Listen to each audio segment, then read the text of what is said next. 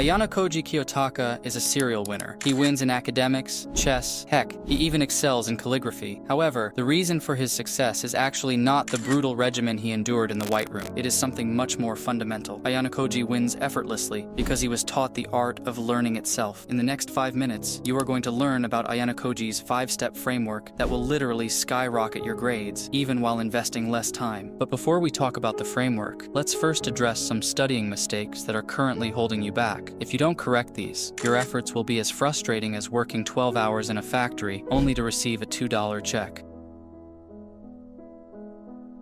Do you use the same study methods across all your exams, regardless of the exam format? For instance, you might rely on flashcards to memorize key terms from your history notes. While this could be effective for exams composed of multiple choice and matching questions, it's a bad idea if the exam primarily consists of short answer and essay questions that require a deeper analysis of broader concepts from the class. Rather, align your study strategies with the actual testing format you'll encounter. To stay with the history exam example, you would benefit more from practicing writing detailed explanations and arguments, or even engaging in critical discussions of historical trends, causes, and consequences if that is what you will have to do in the exam. Also, contrary to popular belief, stop taking notes in class. When you take notes in class, you can't completely focus on comprehending what the teacher is saying. Instead, write your notes after the class. Like this, you not only understand what the teacher taught better, but you are even training your memory. Make sure to either compare your notes with someone who took them in class, or audio record the lecture for reference. Now that we talked about what not to do, let's get to the 5-step framework.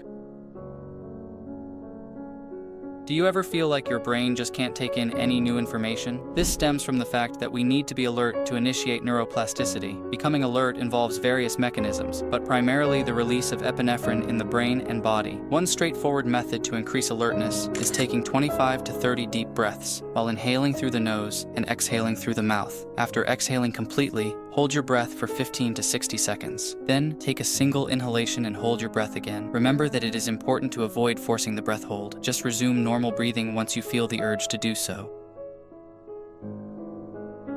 You already know how important focus is for studying, but have you heard of this research-backed technique to get unbreakable focus in under a minute? Just pick a point in your room to stare at for 30 to 60 seconds. While doing this exercise, allow yourself to blink naturally, but try to minimize any thoughts or distractions. By directing your visual attention to a singular focal point, your cognitive processes align, which allows your mind to streamline its focus onto fewer stimuli. Put simply, focusing your eyes on a single point improves your ability to concentrate, because mental focus follows visual focus. If you are interested in a more in-depth guide on this topic, you can check out my masterclass on focus.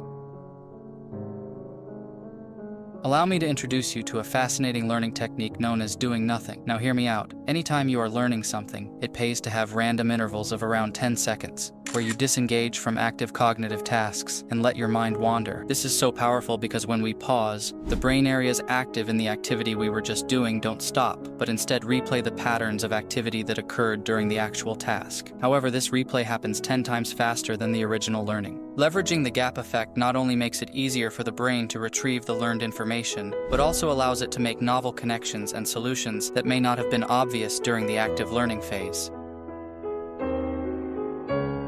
Immediately following a learning session, you should introduce a controlled stressor to trigger a spike in adrenaline. In essence, the spike of adrenaline post-learning acts as a mark that amplifies the brain's capacity for memory consolidation and ultimately enhances the retention of newly acquired knowledge. Remember, it is the emotional state you are in after you experience something that dictates whether you are going to learn it quickly.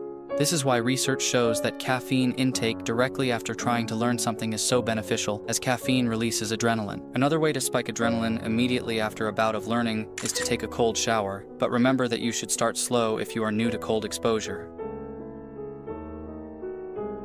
Okay, you have effectively studied and consolidated the knowledge with an adrenaline spike. Now, it is time for non-sleep deep rest. During NSDR, the brain transitions into a state of reduced arousal, and the activity of the parasympathetic nervous system increases. This will have a noticeable effect on the depth of your learning, and as an add-on will make it easier to sleep later. Furthermore, you can use NSDR as a preparatory phase for subsequent study sessions. This way, you can learn longer, while still having cognitive resources available. What are some examples of NSDR? You could try out meditation, some various variation of deep breathing or progressive muscle relaxation. There are also many free protocols you can follow on YouTube. By the way, we just hit 30,000 subs. Thanks to everyone who made this possible. I see your comments, likes, and subs and really appreciate them. Also, comment below about your favorite and least favorite subject. Let's see which ones are the most popular in our community.